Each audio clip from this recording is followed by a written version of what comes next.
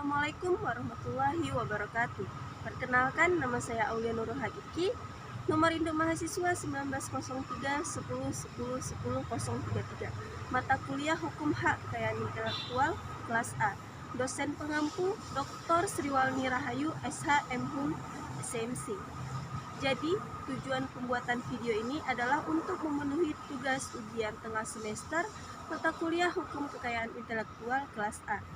Di sini saya mengambil materi yang termasuk dalam ruang lingkup hak kekayaan intelektual, yaitu tentang paten, di mana yang dimaksud dengan paten adalah hak eksklusif investor atas invensi di bidang teknologi untuk selama waktu tertentu melaksanakan sendiri atau memberikan persetujuan kepada pihak lain untuk melaksanakan invensinya. Diatur dalam Undang-Undang Nomor 14 Tahun 2001 yang kemudian diganti dengan Undang-Undang Nomor 13 Tahun 2016. Adapun yang dimaksud dengan paten itu adalah hak khusus yang diberikan negara pada penemunya atau inventor atas temuannya atau invensinya di bidang teknologi untuk dalam jangka waktu tertentu melaksanakan sendiri temuannya atau memberikan izin pada pihak untuk melaksanakannya. Hak paten tidak muncul dengan sendirinya, tapi diberikan oleh negara. Untuk itu harus ada permohonan pendaftaran pada Ditjen Hak Kekayaan Intelektual. Dan ada syarat untuk suatu temuan di bidang teknologi dapat diberikan paten, yaitu yang pertama, temuan itu harus baru. Yang kedua, temuan itu harus mengandung langkah inventif. Yang ketiga, dapat diterapkan dalam industri. Baiklah, untuk syarat yang pertama, temuan itu harus baru, yang mana sesuai dengan Undang-Undang Paten. Kebaharuan invensi diukur secara internasional, bukan secara nasional, sehingga temuan itu harus baru untuk seluruh dunia.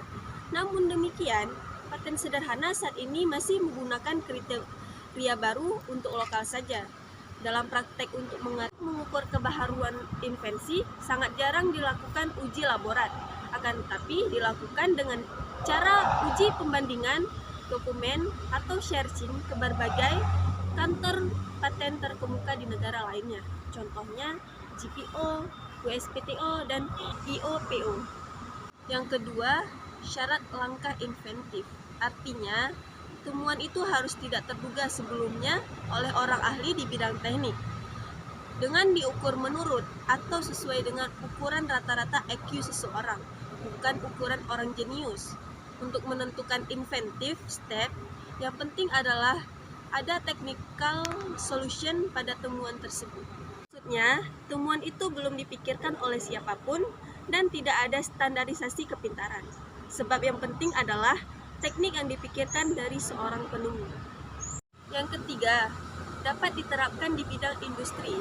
Artinya, temuan itu dapat diproduksi dan digunakan dalam proses produksi.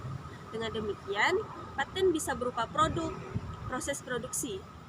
Ketentuan ini menuntut bahwa paten harus applicable, artinya harus dapat diterapkan di industri atau dibuat barang baru, atau bila berupa proses, maka prosesnya dapat digunakan untuk membuat barang produk. Dengan demikian, paten itu harus mempunyai dimensi fisik, tidak sekedar gagasan, ide, maupun konsep.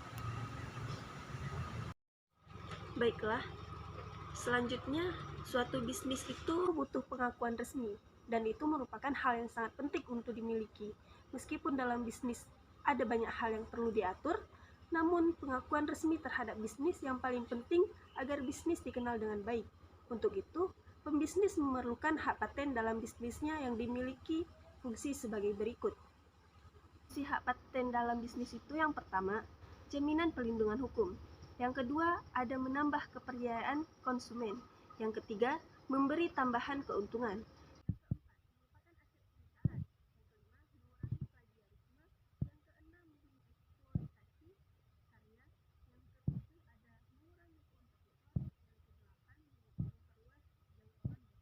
Dalam bisnis itu, yang pertama, adanya jaminan perlindungan hukum, yang mana jaminan hukum menjadi sangat penting untuk sebuah bisnis, sehingga perusahaan perlu memastikan bisnisnya untuk mendapatkan hak dagang, penemuan, dan hak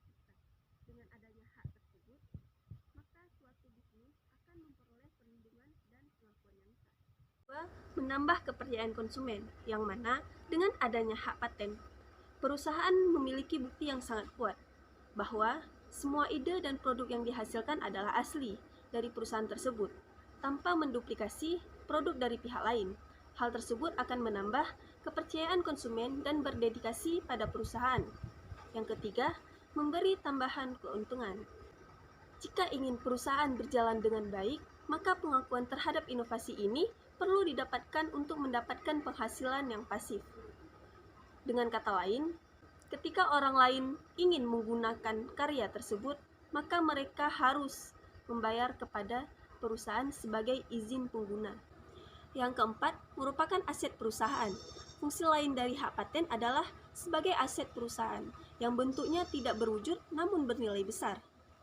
Pengakuan terhadap inovasi perusahaan adalah aset yang sangat berharga karena tidak ada orang lain yang ingin idenya digunakan orang lain tanpa adanya lisensi. Yang kelima, mengurangi plagiarisme. Plagiarisme adalah tindakan yang sangat merugikan untuk pemilik ide. Namun, dengan adanya hak paten, ide tersebut akan dianggap oleh semua orang sebagai pemilik pribadi atau kelompok dan memiliki kekuatan hukum yang kuat. Yang kelima, mengurangi plagiarisme. Plagiarisme ini adalah tindakan yang sangat merugikan pemilik ide. Namun, dengan adanya hak paten, ide tersebut akan dianggap oleh semua orang sebagai milik pribadi atau kelompok dan memiliki ketentuan hukum yang kuat. Yang keenam, menghindari eksploitasi karya, yang mana eksploitasi karya ini bisa terjadi jika perusahaan tidak memiliki hak eksklusif untuk melindungi karyanya. Yang ketujuh ada mengurangi kompetitor, yang mana tanpa eksklusif ini tentu akan membuat banyak pemilik inovasi justru harus bangkrut karena ketidakhadirannya aturan yang jelas. Tanpa eksklusif ini tentu akan membuat banyak pemilik inovasi justru harus bangkrut karena ketidakhadirannya aturan yang kuat. 8. Memperluas jangkauan bisnis, yang mana jika kepercayaan yang diterima perusahaan sebagai pencipta produk-produk berkualitas dan satu-satunya akan membuat bisnis berkembang dengan cepat, maka jangkauan bisnis akan semakin luas dan menembus pasar global karena adanya pengakuan inovasi yang tidak meragukan kredibilitas perusahaan tersebut.